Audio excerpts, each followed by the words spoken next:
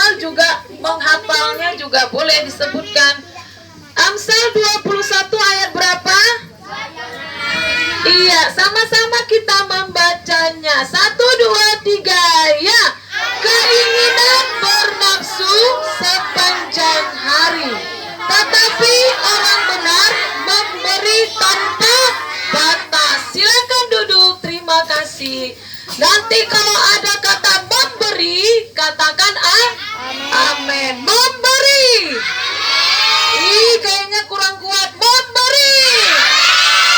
Iya, anak-anak, kalau kita memberi, harus memberi tanpa batas. Maksudnya jangan perhitungan loh anak-anak. Tetapi kalau orang yang punya nafsu besar, ya kan, dia terus cari duit, dia terus cari duit, dia terus bekerja, dia terus cari duit, tak pernah cari Tuhan. Itu baru bernafsu sepanjang hari. Lupa dia, lupa untuk mencari Tuhan, lupa dia untuk menikmati untuk dirinya sendiri, untuk keluarganya, ya kan? Tetapi kalau orang benar memberi tanpa batas, dia bekerja pun dia memberkati juga kepada Tuhan, kepada gereja, kepada pelayanan, kepada dirinya sendiri, kepada setiap orang. Anak-anak, ada loh orang yang memberi tanpa batas di Alkitab.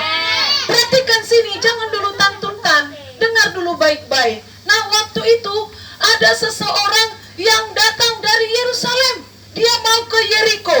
Dia jalan bawa semua barang-barangnya, ranselnya. Dia mau berangkat ke Yeriko. Dia mau pulang kampung ke Yeriko, ya kan? Karena hari ini kan minggu ini nanti mau lebaran. Banyak yang pulang kampung. Jadi orang ini juga mau pulang kampung. Dia dari Yerusalem ke Yeriko, ya kan? Rupanya di tengah jalan dia ditangkap sama begal. Dirampok dia sama begal. Semua uang yang dia bawa untuk keluarganya dirampok. Hartanya dirampok, barang-barangnya dirampok. Udah dirampok, dipukuli dia, ditunjang, digebukin, dilukai badannya. Akhirnya dia mau pingsan, mau mati loh anak-anak. Mengerikan enggak? Enggak sampai dia ke kampungnya, enggak sampai dia ke Yeriko.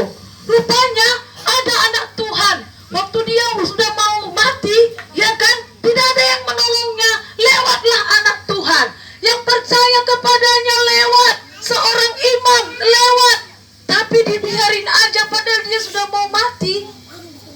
Lalu lewat lagi yang kedua, anak Tuhan juga. Dia senang beribadah, dia setia beribadah, ya kan? Tapi ditengok orang itu yang sudah memar, yang sudah luka-luka, sudah mau mati, dilewatin aja. Dan yang ketiga, perhatikan. Nanti kalau ada kuis, kita ada permainan, ditanya. Tuh, kalau lupa rugi. Nah, akhirnya yang ketiga lewat. Yang ketiga ini orang Samaria, dijuluki orang berdosa, orang fasik. Anak-anak, dia lewat dan dia melihat yang terluka ini, yang dirampok ini, apa yang dia lakukan? Ditolong loh anak-anak. Jadi kita itu juga harus memberi tanpa batas, menolong orang lain tanpa batas, tanpa perhitungan, tanpa melihat apakah dia musuh, apakah dia membenci aku, apakah dia tidak suka dengan aku. Jangan. Tapi memberi, menolong tanpa batas. Mana aminnya? Nah, akhirnya orang Samaria ini dia rangkul. Iya, itu dirangkul, akhirnya digopot dia, digendong, dibawa dia ke rumah sakit.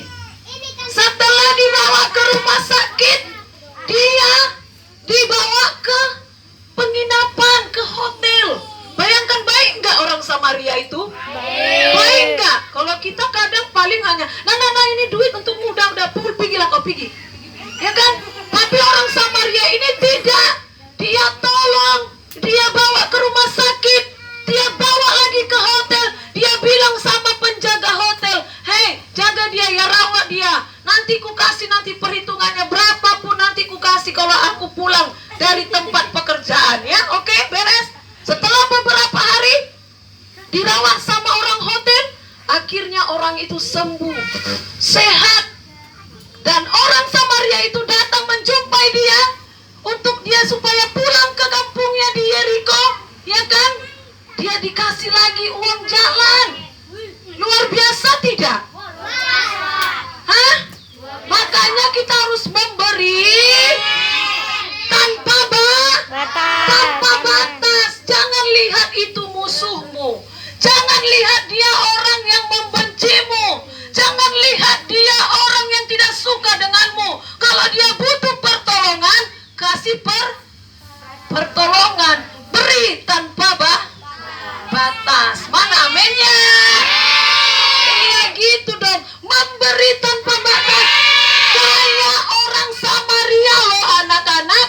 Jangan kayak yang pertama, anak Tuhannya dia, pelayannya dia, tapi dia tidak mau memberi. Yang kedua juga datang anak Tuhan, suka beribadah, suka ke gereja, suka baca firman Tuhan, suka berdoa, tapi tidak mau menolong, tidak mau memberi. Tapi lihat, orang Samaria, dia berdosa, dia orang fasik. Orang Israel tidak suka berteman dengan orang-orang bukan sebangsa mereka, karena itu dianggap najis. Tetapi orang Samaria tidak menganggap itu semuanya najis.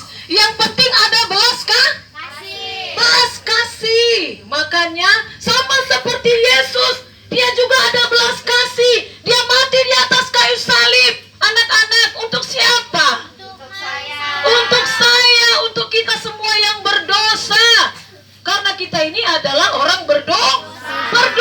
Yesus memberi. Mana amin ya? Yesus memberi nyawanya. Tanpa batas dia beri nyawanya untuk kita. Jadi kita pun anak Tuhan.